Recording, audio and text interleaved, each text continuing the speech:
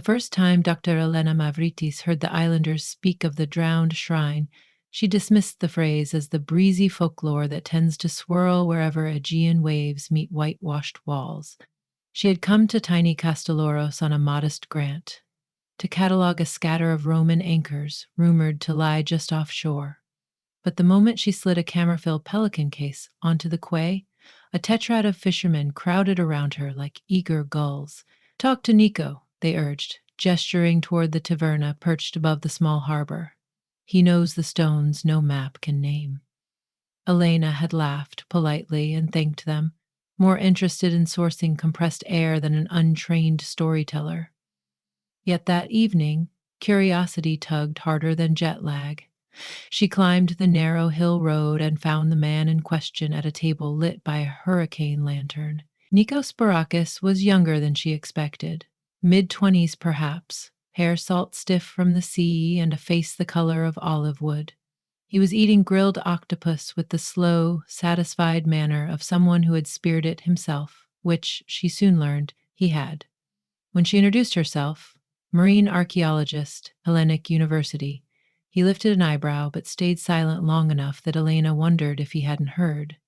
"You could spend a season mapping Roman anchors," he said at last, voice textured like sun-bleached rope.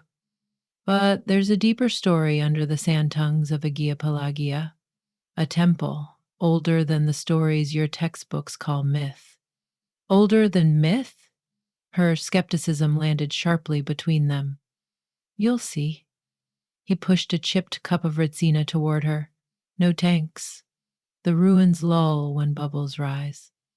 "I'll dive us down on one breath." Elena almost laughed outright. An entire temple, discovered by a local freediver who disdained scuba.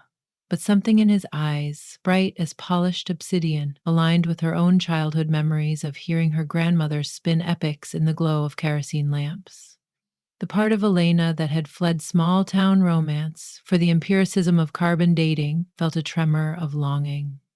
2 dawns later, they launched a weather-flecked wooden Ike into a silken, windless sea. Elena insisted on bringing compressed air cylinders and a waterproof tablet. Nico packed only mask, fins, and a battered slate strung with red twine. As the boat bumped across a seam of cobalt water, he recited snatches of a tale he had carried since boyhood. "Long ago," he began, "before Homer strung his lyre, before even the first Cycladic figurines were shaped, 2 souls met on this island. Lysandra, a priestess sworn to the tide goddess Euanthe, and Thalios, a sculptor who traveled the islands carving stories into marble. When their eyes met beneath the cypress, the goddess felt her own heart beat within them. She blessed their union, but only if they vowed never to speak their love aloud. She hooked all along their road, shaping a special way, but their love never spoke their love aloud, lest the jealous gods hear and twist it. They sealed their promise in secret under moonlit columns, but one night they whispered each other's names and the hills quaked. The sanctuary slid into the sea to protect their vow from Olympus itself. The lovers vanished. Whether drowned or spirited away, no one is certain. And the ruins stay hidden, waiting for someone to listen rather than measure. Elena listened all right, but she also measured the GPS coordinates flickering on her wrist. In the shallows of Aegia Pelagia Bay, Nico cut the motor. The water there was absurdly clear, as though the island kept an immaculately swept glass floor for its guests. He leaned overboard, speared a fingertip downward, and exhaled. Follow. With a fluid forward roll, he slipped beneath the surface. Elena strapped on her tank, purged the regulator, and entered a world of blue hush. 10 meters down, Nico hovered mid-water like a swallow paused in full flight. He pointed to a sand drift below, then kicked gracefully toward it. One gentle sweep of his hand revealed a gleaming plane of white marble, its edges fluted. Elena's heart tempo shifted. Another sweep exposed a second block, aligned in such a way that even a skeptic could not mistake the geometry. Column drums Doric, she noted automatically, embedded in the sea floor. She filmed the exposure, sketched notes, and marked the site with a small orange lift bag. Nico, lungs still unspent, waited beside her until his cheeks tinged lavender. Only then did he ascend, slow and arrow straight. When he breached, he whooped across the tideless water. Elena surfaced beside him, pulse roaring. "All right," she conceded. "There's something here." Nico smiled, a small curve that made her wonder whether secrets had a flavor as sweet as figs. Over the next 3 weeks, they built a work rhythm that felt both improvised and inevitable. Alina organized permits, easefully granted by a mayor who saw tourism drachmas in any mention of antiquity, while Nico bribed local boys with sandwiches to ferry crates of gear to the beach. Each morning they motored to the site, anchored, and descended through bright columns of sunlight that seemed to welcome them back like custodial beams. They uncovered a mosaic first, tesserae of turquoise and amber, arranged into two intertwined figures. The sea had eaten most details, but the curve of clasped arms remained intact, unmistakably tender. Nearby lay amphorae whose handles were molded into paired dolphins, and a marble stela tipped on its side. Alina supervised the lift of that slab with professional care. Airbags, incrementally filled, rather than the brute heaving Nico's shoulders volunteered. Once they wrestled it onto the caique, she spent long nights in a rented storeroom rinsing off centuries of salt and crust. Lettering emerged, archaic, Ionic script, unfamiliar yet achingly beautiful. She photographed the inscription, emailed images to an epigrapher in Thessaloniki, and waited. Before dawn, she would meet Nico on the breakwater, and they would drink coffee, so thick it felt carved, discussing currents and contour lines. Sometimes he shared fragments of the island's unwritten lore. Sometimes she found herself answering with slices of her own past Y field. Seasons felt safer than relationships. Why data layers comforted her where people did not. Nico listened, not politely but wholly, as if each word were a shell handed to him for appraisal. The conversation lodged under her ribs, in a place science seldom reached. On the 12th evening, the epigrapher called, voice crackling with excitement. The stele, she said, contained an oath of binding love between Lysandra and Thelios, priests of Euanthe.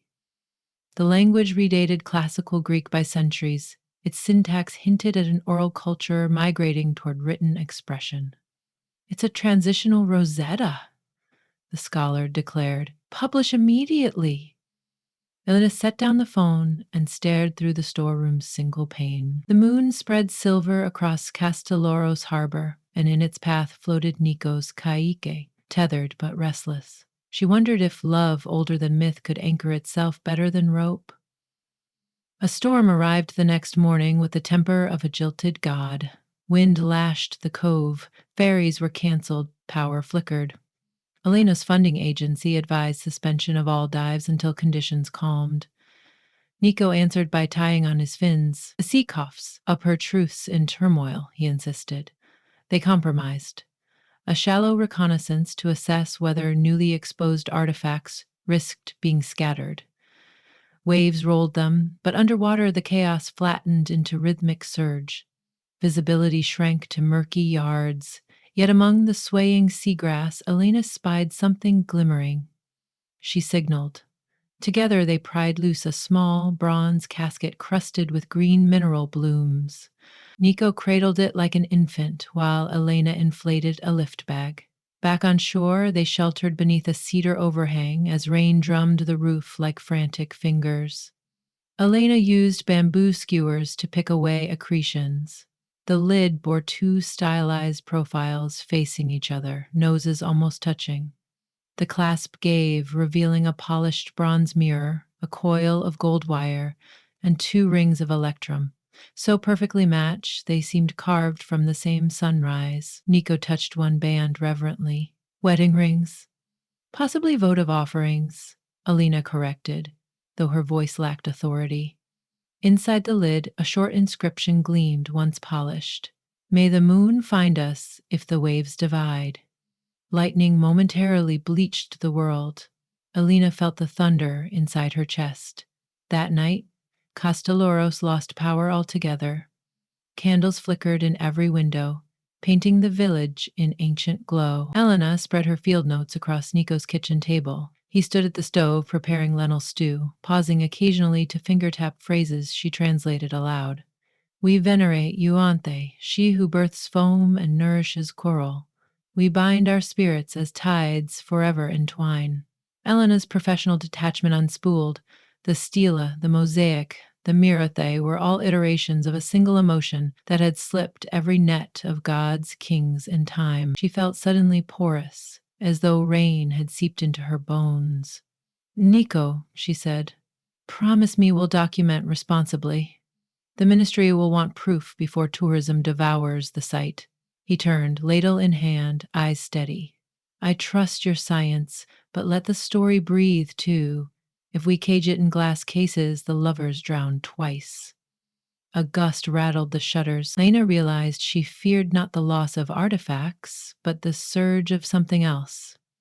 An undercurrent pulling her toward the freediver who spoke to ruins as if they were kin. When the storm cleared, the Aegean lay polished like an oiled shield. They resumed excavation with doubled urgency. Elena used photogrammetry to reconstruct column placements. Nico explored deeper fissures, his breath-hold dives lasting excruciating minutes that had Elena counting unconscious beats in her palm. One afternoon, he beckoned her to a chasm where rubble had shifted. A half-collapsed arch formed a doorway into shadow. Elena fitted a fresh tank and followed him down. Inside, the water chilled. Silt hung in space like suspended galaxies. Their lights swept over a dais upon which rested a pair of marble statues, eroded yet still breathtaking. A woman, hair carved in serpentine waves, reached toward a man holding a chisel. The sculptor's eyes tracked her with love, more vivid than the seaweed draping his shoulders. Between them, a gap where their hands might once have met, now broken. Elena sucked a handful of breath. Nico, mask fogging, extended his palm across the void, mirroring the statue's gesture. Elena, moved beyond reason, placed her gloved fingers over his. In that underwater hush, past and present touched. Then the rock groaned. A tremor shivered through the structure. Dust billowed. They retreated as stones tumbled, sealing the chamber. Outside, Nico's airless ascent was urgent. Elena's regulator sputtered as she inflated her BCD to avoid being dragged against falling debris. They surfaced, coughing foam, just as the sea settled again, as if satisfied with its rearrangement. On the deck of the Caique, adrenaline and relief braided them together. Elena stripped her mask, and words tumbled out. Thank you, she began, but found she couldn't stitch the rest. Gratitude for her life, awe for the sight, the warmth blooming whenever he looked at her. It tangled until she settled on honesty. I'm scared of losing this before I understand it. Nico brushed salt from her cheek. Sometimes understanding follows surrender, not the other way around. Years of peer review had not prepared her for surrender. Yet as the sun melted toward the horizon, she leaned into him, and the gap between statue hands closed in flesh. In the following days, news of the discovery escaped. First a whisper on social media, then a roar through Athens newspapers. Tour operators emailed offers, television crews requested dives. The Ministry of Culture dispatched a stern official to certify and secure the site. Elena found herself drafting press releases that felt like shackles. She wanted recognition. She also wanted to wrap the entire sanctuary in silence, the way the sea had for millennia. One evening, the mayor hosted a celebratory dinner in the village square. Under strings of bun-colored bulbs, Elena clinked glasses with dignitaries, while reporters peppered her with questions. Where exactly was the site? How old? Would the artifacts tour Europe? She noticed Nico standing at the edge of the light, arms folded, gaze fixed on the dark water beyond. The distance between them only a dozen steps. suddenly felt like the unbridgeable gap between bronze mirror and museum vitrine. She excused herself and joined him by the seawall. "Tomorrow they'll announce protective exclusion zones," she said. "Within months, a research barge will anchor over the temple. Our work will become their project." "Our?" he echoed softly. Elena searched his face. "I don't want to hand it over without finishing what we started. The chamber that collapsed there, still more. But the ministry will freeze access until a structural engineer deems it safe. That could be years." He nodded, reading her unsaid words. A plan formed wordlessly between them, as fluid as currents seeking the path of least resistance. Before dawn, they loaded the Kaiki with essentials: lift bags, cameras, a portable laser scanner, and, conceding to Elena's protests, a pair of spare tanks for Nico in case of emergency. The sky blushed lilac as they reached the site. No patrol boats yet, Broxy, predictably tardy. Their descent felt solemn, like walking into a cathedral before the choir arrived. Sifting along the collapse, they found an alternate cavity. It opened to a room half filled with sediment, yet the upper walls showcased frescoes miraculously intact in the anoxic water, colors luminous even under feeble torchlight. Scenes of moonlit coastline, two silhouettes walking atop the waves. Elena's heart hammered against her wetsuit. She captured as much data as time allowed, but her persistent awareness gnawed. The world above would soon commandeer this sanctum. She touched Nico's arm, signaled upward. During their safety stop, she typed on a dive slate, "What if we curate the story ourselves? Publish findings, but keep the precise coordinates sealed under heritage clauses. Let the temple rest." Nico read, then added, "And us." The question drifted between them with the solemn weight of a vow. Elena realized she no longer distinguished between data points and feelings. Both were constellations she had learned to navigate. She wrote, "We don't whisper names, we speak them." Back on deck, they said each other's names outright, aloud, a counterspell to the ancient warning. The sea did not swallow the island. Instead, gulls wheeled overhead as though endorsing the revelation. Elena laughed, a sound freer than any laugh she remembered. Nico joined, and the horizon felt less boundary than invitation. Weeks passed. Official teams arrived, but Elena, brandishing meticulous surveys and heritage impact assessments, persuaded them the site's fragility required non-invasive methods. Her reputation, once built on cautious empiricism, lent unexpected authority to her plea for restraint. The ministry agreed to a moratorium on large-scale extraction, at least for now. Tour boats settled for distant glimpses and stories told over loudspeakers. Stories Elena had shaped to include prominently the names Lysandra and Thalios, and the notion that love, not plunder, was the island's greatest treasure. On a windless evening near the equinox, Elena and Nico hiked the ridge overlooking Aegean Pelagia. Below, moonlight stitched a silver path across the bay. Elena carried the electrum rings in a cloth pouch. Nico bore a wineskin of sweet retina. At the cliff's edge, they built a small cairn of limestone and placed the rings atop, not as offerings, but as signposts, markers for future wanderers who might read the terrain as a palimpsest of devotion. They sat, backs against the warm earth, sharing wine. Cicadas sang the soundtrack of late Greek summer. When Nico tilted his head to her shoulder, Elena felt history recalibrate, layering their silhouettes upon every silhouette that had come before. "Do you think Lysandre and Thalios survived?" she asked. "Maybe survival wasn't the point," he said.